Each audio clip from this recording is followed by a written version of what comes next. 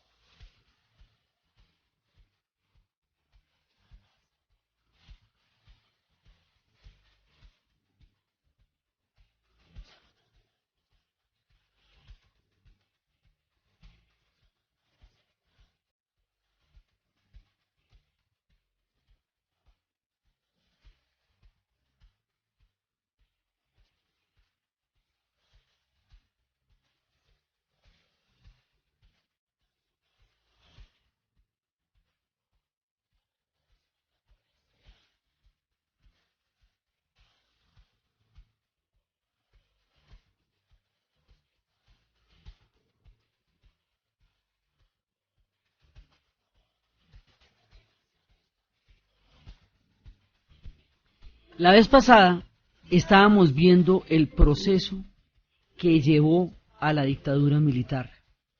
Estamos empezando este programa con la versión que los fabulosos Cadillacs hacen de la canción de los desaparecidos de Rubén Blades. La canción de los desaparecidos de Rubén Blades la pusimos cuando estábamos contando la historia de los chilenos y vimos la dictadura en Chile. Y esta es la manera como los argentinos cantan al fenómeno de la desaparición. Entonces, aquí empieza a pasar una cosa sistemática, y es que la gente la detienen en la calle, normal, o sea, delante de todo el mundo, la detienen, la llevan a campos de tortura, y luego la desaparecen. Y esta práctica se va a volver generalizada hasta un punto en que va a generar una cifra tan absolutamente escalofriante de crimen de lesa humanidad de 30.000 desaparecidos. Y esto va a estar acompañado de una cosa terriblemente macabra, y es que Macera va a montar, que era el de la Fuerza Armada, el de la Armada, pues una cosa que se llama la Escuela Mecánica de la Armada.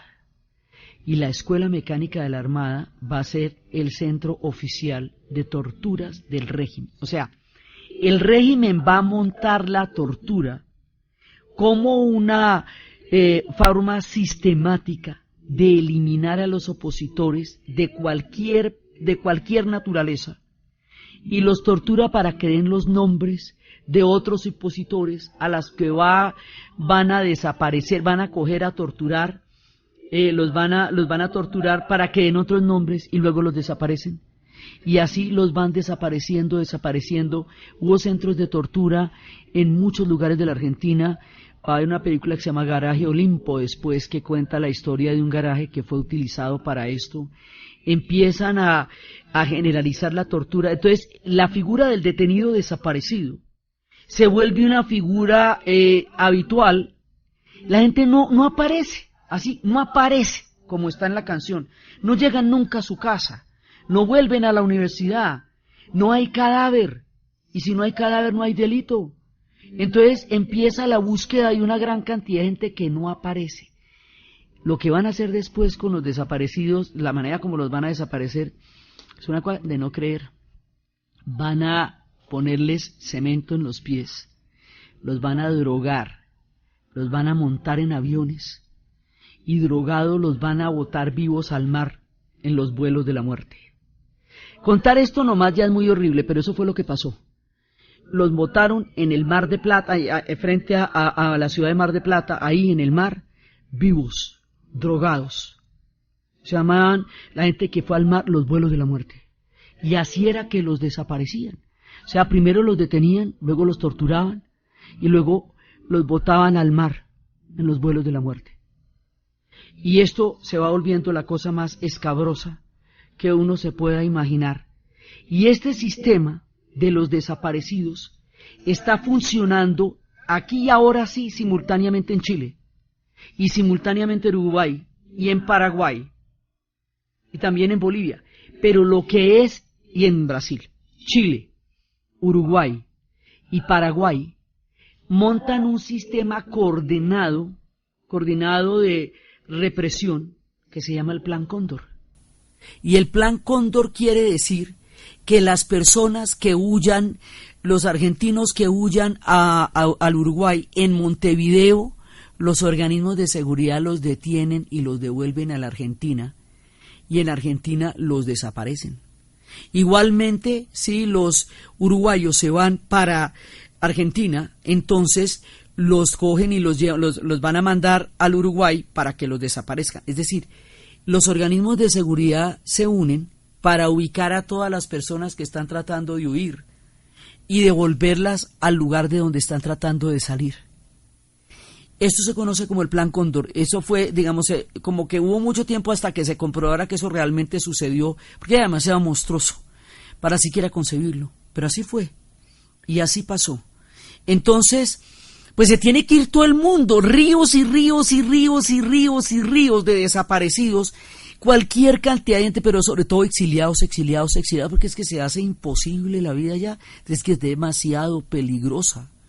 La vida ya es demasiado dura, demasiado terrible. Entonces, cuando estábamos hablando en el especial de Eduardo Galeano, decíamos que había un letrero en el aeropuerto de Montevideo que decía: el último en salir, apague la luz. Y que de 4 millones que eran los uruguayos, 850.000, una tercera parte de la población se fue. De la Argentina se fue otro tanto. En España llegó a haber 2 millones de argentinos. El continente se volvió el éxodo y empiezan las historias y las películas, los tangos del exilio de Gardel y todo un montón de películas que empiezan a contar poco a poco estas historias, y este nivel tan bravo de censura, de persecución, como le digo, todo lo que son los poetas, quemas de libros, y a todo esto se le dice que están haciendo orden, y lo que montan es un aparato del Estado contra la población. O sea, del Estado contra una población que no se puede defender de un Estado que se organiza para reprimir a una población de manera generalizada. No hay para dónde coger y no hay para dónde huir. Y los países vecinos están viviendo la misma situación. Este es el momento de las dictaduras del Cono Sur en América Latina, que, como les digo, es el periodo más sombrío y más escabroso de nuestra historia. Y en ese momento entonces empieza todo esto, pero simultáneamente, mientras se está dando este nivel de represión generalizado, que hace que a las personas las pongan a delatar a las otras personas, que hace que todo el mundo empiece a desconfiar de todo el mundo, y una manera de quebrar las redes sociales en el sentido de lazos familiares y de amistades, no en el sentido digital de la palabra, pues no existía la red, sino simplemente todos los lazos que hay entre las personas se ven afectados, el autoritarismo se impone, la censura se impone, la represión se impone, y mientras va pasando todo esto, hay una privatización acelerada de todo lo que se había estatizado durante la era del peronismo. Y una cantidad de conquistas sociales de la época del peronismo se van a quitar. Y entonces lo que va a ser una pauperización, va a haber una pauperización de la clase media. Y va a haber un manejo económico muy desafortunado, porque van a entrar una gran cantidad de capitales, y esos capitales llegan, pero entran a las finanzas, no entran a la población. Hinchan las finanzas y luego se van, capitales golondrina. Se llaman esos. Entonces generan unos niveles de inflación muy locos, o sea, unos niveles de inflación delirantes, y en un principio parece que hay mucho circulante por la calle, pero eso es ilusorio, es como una burbuja, y es el tiempo que se llamaba la plata dulce, y la inflación va a llegar a unos niveles que van a tener que cortarle las cifras a los billetes porque no caben en los taxímetros. Entonces, digamos, en Chile el modelo económico neoliberal pauperizó a la población, empobreció a mucha gente, pero enriqueció a otra gente, y por lo menos los Chicago Boys mostraban un modelo que para algunos era considerado exitoso. Pero en la Argentina no. En la Argentina sí se van a enriquecer, pero la economía y la sociedad están en una situación bastante complicada, entonces ni siquiera tienen esos logros para decir que están llevando a la Argentina hacia una situación económica. O sea, la economía no se vuelve aquello que justifique lo que está pasando, porque la economía también está mal. Entonces está la represión, la pauperización, el revés de las conquistas de los trabajadores de la era peronista. Los demás habían eliminado la figura de Perón, la leyenda de Perón, pero no las conquistas sociales en la medida en que Perón no las había dado, porque eso era algo que no se podía hacer sin que se levantara toda la gente. Bajo un esquema de represión de esto se empieza a desmontar el peronismo, es decir, lo que hubiera estado benefactor. Entonces a la represión se le añade la pauperización y el empobrecimiento de la gente en general.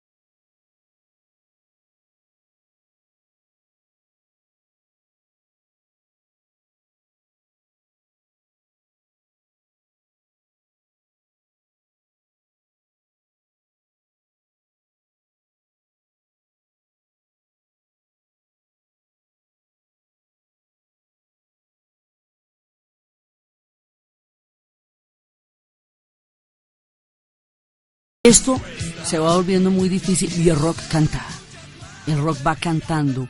Después lo vamos a ver ya específicamente, pero el rock va cantando. Y esto va a llevar a un punto en que va a empezar una resistencia. Porque así como están las cosas, no hay quien pueda aguantar la vida. Por donde quiera que lo vean, o sea, el exilio tiene que ser a Europa porque no puede ser a los países vecinos. La economía los ahoga, la represión los asesina y la censura hace que no se pueda decir nada porque todo está prohibido. Entonces la situación se hace insostenible. ¿Qué es lo que va a empezar a resquebrajar este esquema de represión? Lo que va a empezar a resquebrajar esto es uno de los movimientos más heroicos, más importantes y más, tal vez, digamos, de los movimientos más valientes, yo creo que de toda la historia de las mujeres, y es el movimiento de las Madres de Mayo. Resulta que estaban prohibidas las reuniones, es decir, que la gente se reuniera en la calle y se quedara quieta con una pancarta estaba prohibido. Todo estaba prohibido, incluido eso. Entonces, las madres de todos estos muchachos desaparecidos empiezan a encontrarse en la Plaza de Mayo todos los jueves, se ponen una pañoleta blanca, llevan la foto de su hijo y empiezan a dar vueltas en círculo alrededor de la Plaza de Mayo como una manera de no quedarse quietas porque eso es ilegal, pero de sí poderse reunir para denunciar los desaparecidos. Son las madres las que empiezan a atraer la atención mundial sobre el tema de los desaparecidos. Son estas mujeres, 9 de las cuales desaparecen en la primera parte del movimiento porque las infiltran, les ponen un muchacho que en realidad era un agente de las Fuerzas Armadas que las infiltra, las denuncia y un día que ellas iban a llevar los nombres ante una página de un periódico, en ese momento las infiltran y se las llevan y a ellas también las van a desaparecer a las primeras. Pero ellas van a seguir, y van a seguir, y van a seguir, y lo van a hacer de una manera tal que el mundo va a tener que mirar lo que está pasando con las Madres de Mayo, las mujeres más valientes de la historia, porque imagínense en un clima de terror como el que se estaba viviendo, estas mujeres ya no tienen nada que perder. Perdieron a sus hijos, perdieron a sus esposos, perdieron a sus familiares, perdieron a sus hijas. Ya no tienen nada que perder las Madres de Mayo. Ya la vida termina para ellas si no hacen algo al respecto. Entonces los movimientos de la Plaza de Mayo todos los jueves, llueva, truene o relampaguee, atraen la atención del mundo. Entonces, por un lado, el exilio, el gran éxodo, la cantidad de gente que está llegando con los testimonios más aterradores de lo que está pasando en la Argentina, que se unen a los chilenos que ya estaban 3 años antes saliendo de ahí, que se unen a los uruguayos, ¿sí? Y empiezan a dar la voz de que algo demasiado grave está pasando en América Latina. Pero son estas mujeres, la fuerza de las madres, las que van a dar el punto en que la historia de una u otra manera haga justicia a lo que estaba pasando aquí. El movimiento de las Madres de Mayo va a alertar al mundo. O sea, siempre que hay unas injusticias así de grandes, hay una gente muy valiente que tiene que denunciarlas para que el mundo lo crea, como el fotógrafo que tomó las fotos durante la matanza de Soweto en Sudáfrica, Mr. Maguire, que decía: las fotos que yo tomé valían más que mi vida, porque era la manera como el mundo podía creer lo que nos estaban haciendo. Las Madres de Mayo son aquellas que hacen que el mundo entienda el tamaño de la tragedia de lo que está pasando en la Argentina y en todo el Cono Sur. Y eso va a ser el punto en el que el mundo se centre. Y la dictadura, con todo ese nivel de censura que tenía, no va a poder callar las voces de las Madres de Mayo.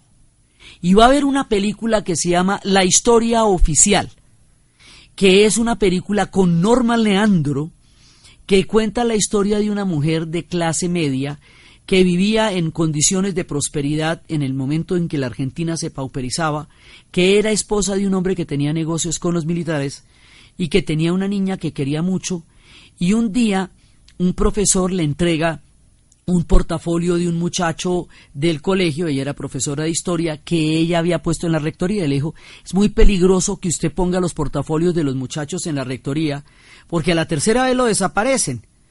Entonces ella no entiende de qué le está hablando y ve las marchas de las desaparecidas, de las madres, y empieza a tratar de buscar qué es lo que pasa con las madres, y empieza a darse cuenta que su hija, ella no sabe de dónde viene, no sabe dónde llegó.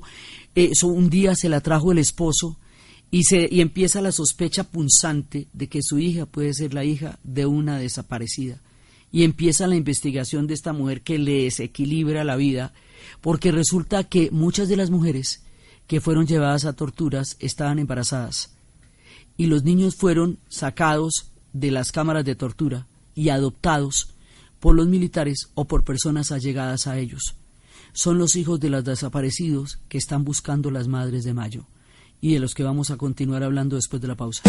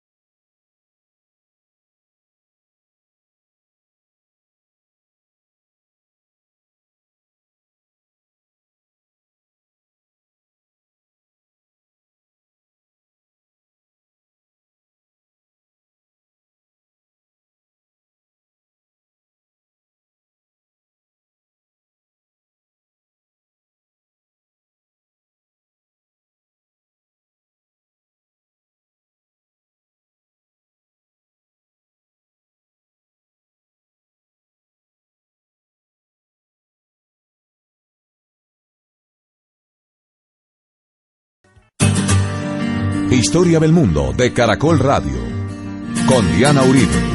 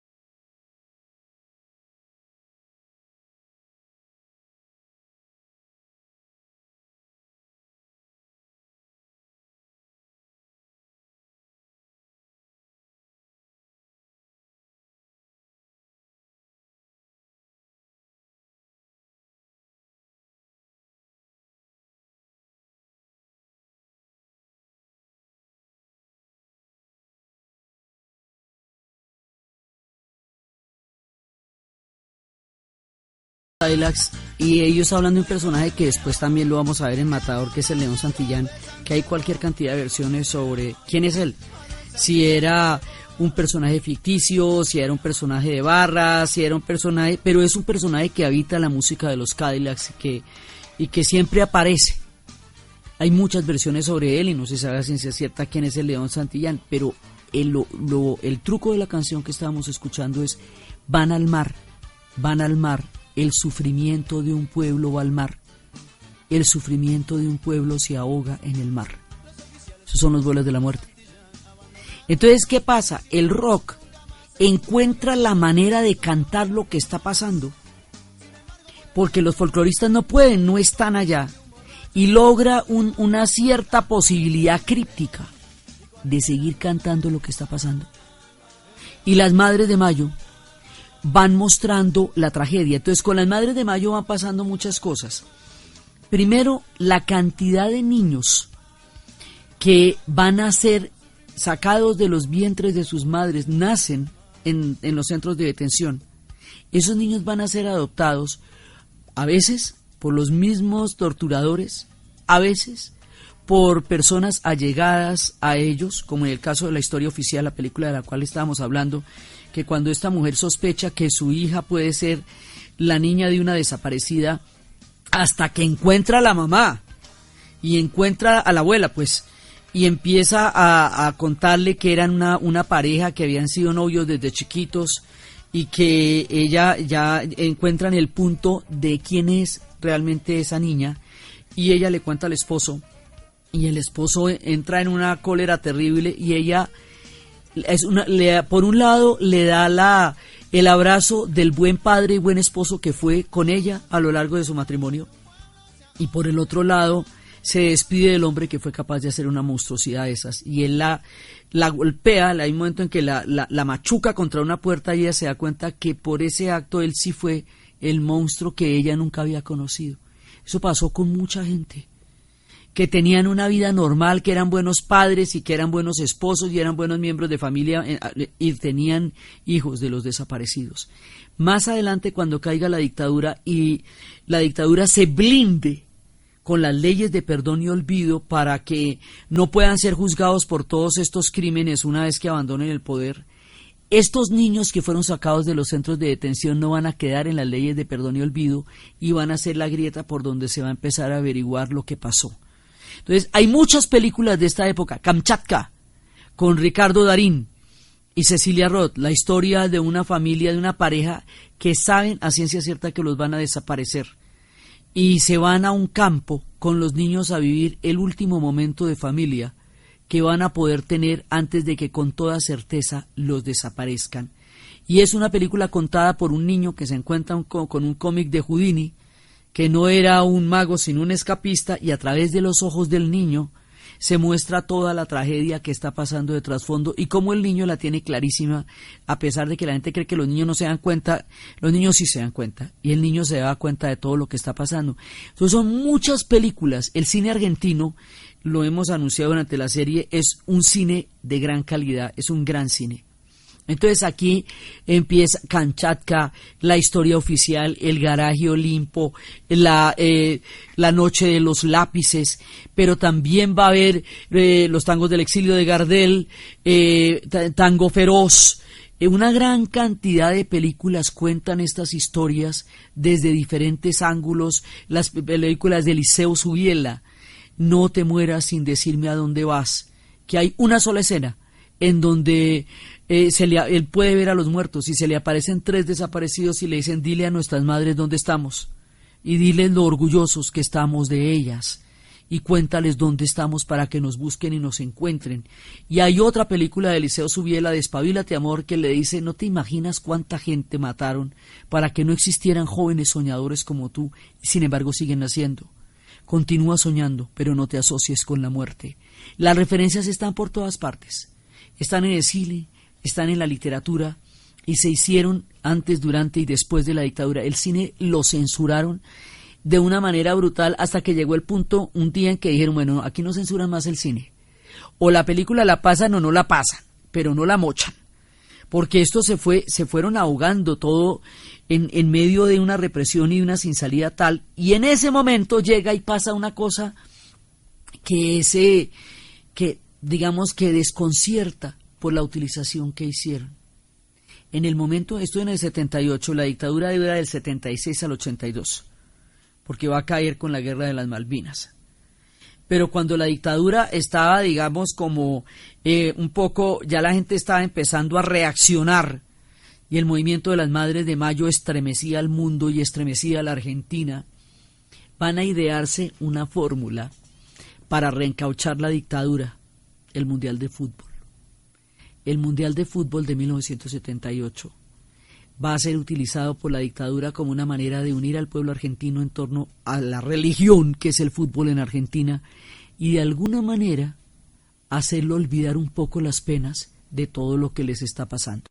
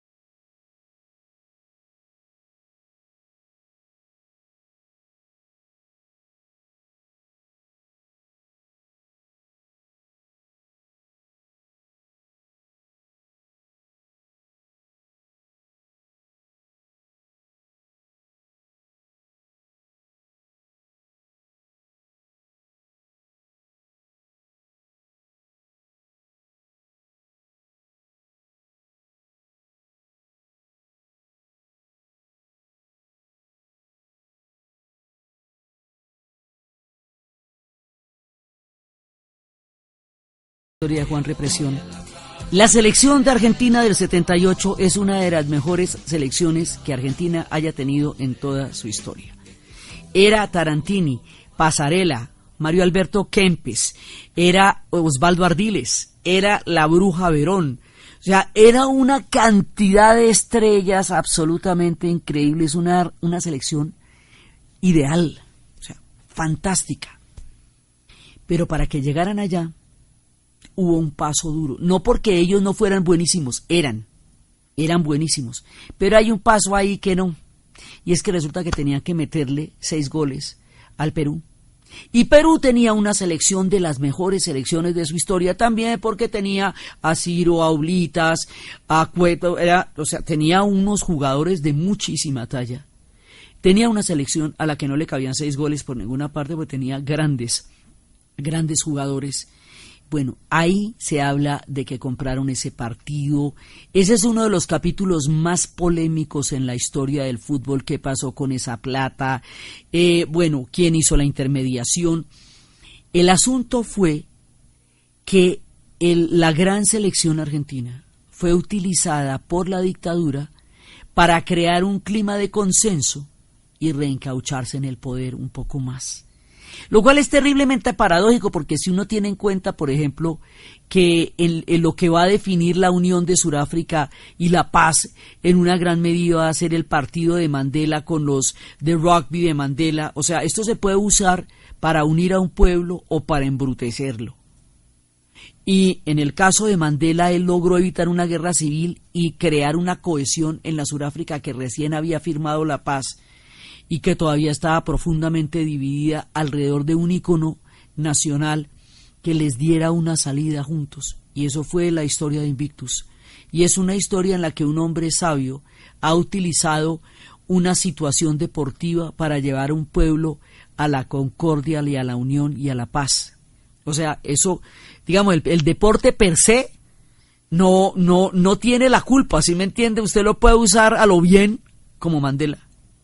O puede utilizar el Mundial de Fútbol para hacerle creer al mundo que todo estaba bien. Claro, la gente estaba muy feliz en las calles porque el Mundial, pues imagínese, y realmente tenían una selección brillante. O sea, Mario Alberto Kempes era un monstruo ese man, tenía como 5 goles en la primera parte, era una cosa increíble.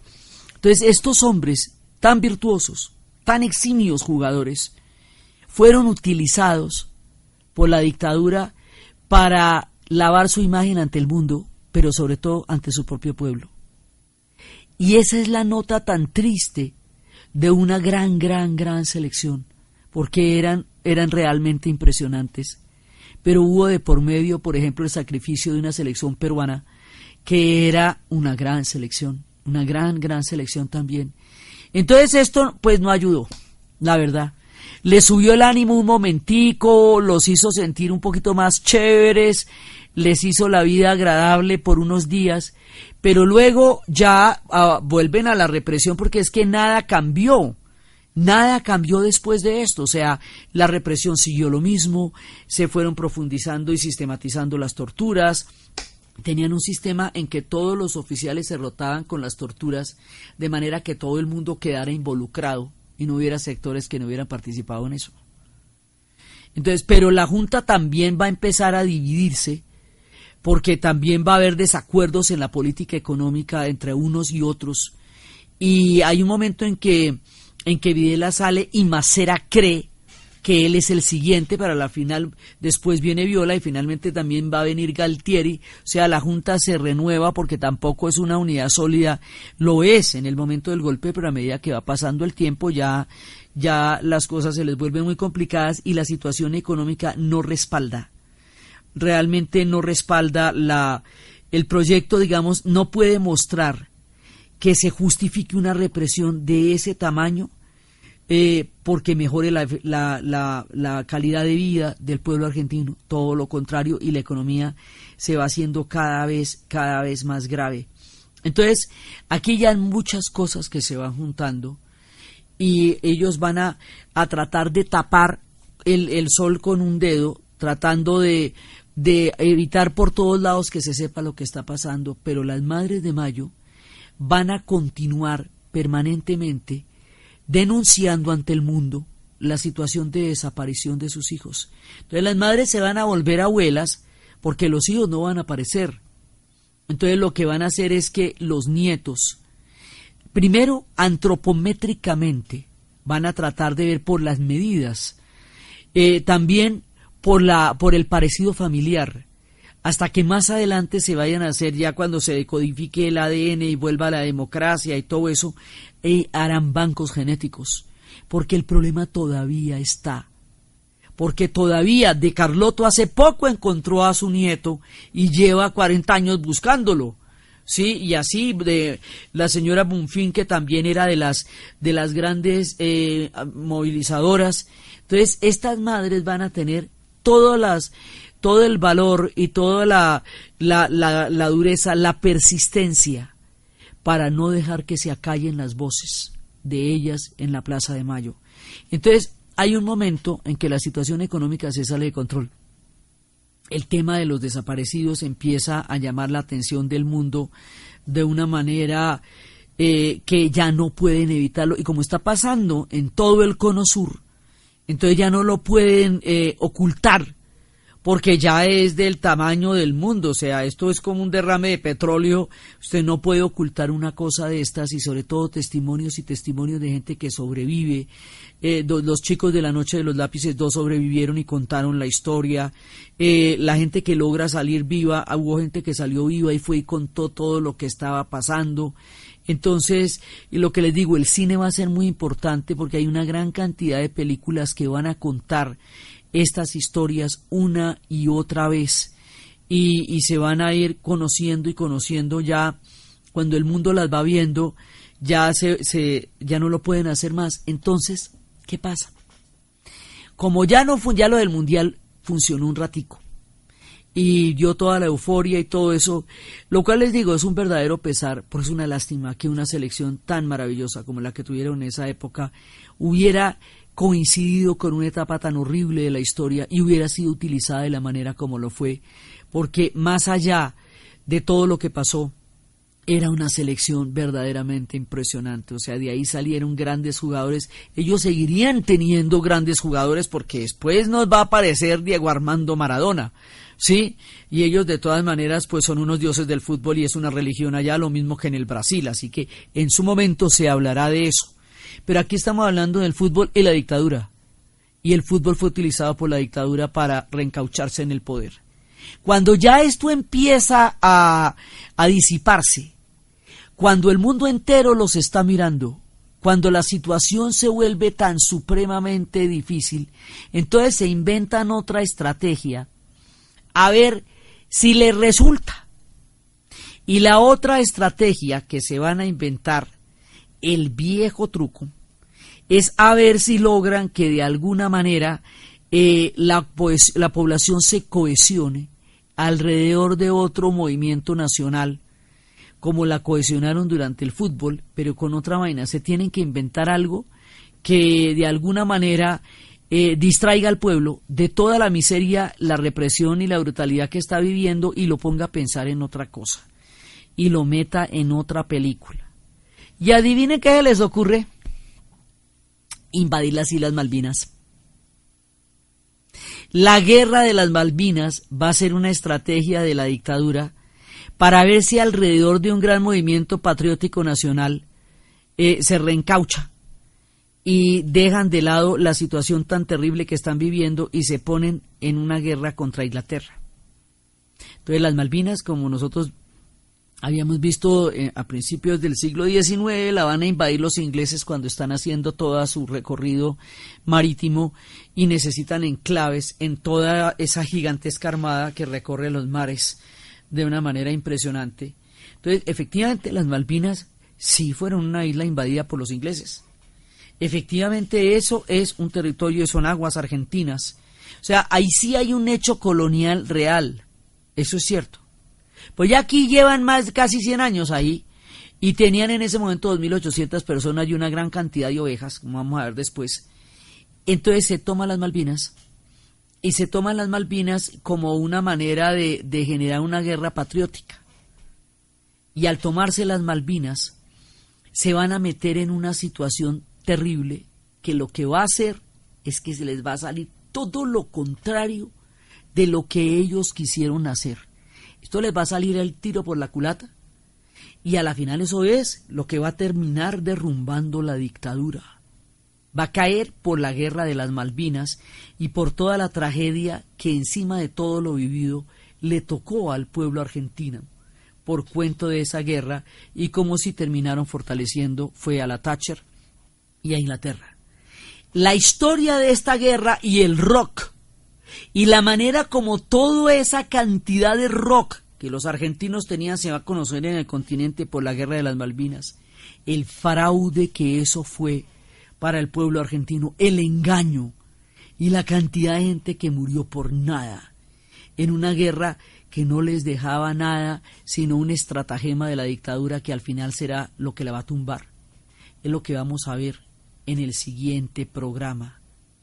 Entonces, desde los espacios del horror de la historia, desde los espacios de los desaparecidos, de los vuelos de la muerte, desde el valor de las Madres de Mayo, desde la persistencia de los rockeros que vamos a vivir ahorita con Fito Páez, desde la voluntad de un pueblo para salir adelante de la peor de las pesadillas, y desde los estratagemas alienantes para seguirlos manteniendo en una situación de tristeza y de dolor, y de todo este capítulo tan aterrador en la historia de la Argentina, en la narración de Ana Uribe, en la producción Jessy Rodríguez. Para ustedes, feliz fin de semana, y los dejamos con Fito Páez y Decisiones Apresuradas.